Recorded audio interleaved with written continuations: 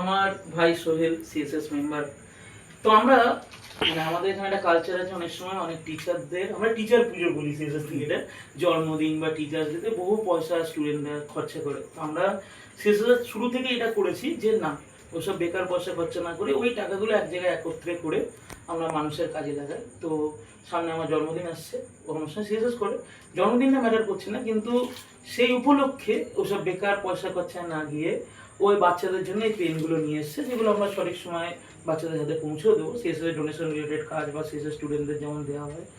তো সত্যি শিক্ষক হিসেবে আমার গর্বিত লাগে যে দীর্ঘ 5 বছর ধরে বহু স্টুডেন্ট গার্জিয়ান এই বিষয়টা বুঝেছে, পাশে এসে দাঁড়িয়েছেন। আরও বাইরের তো কত মানুষ, তার ইয়াত্তা নেই।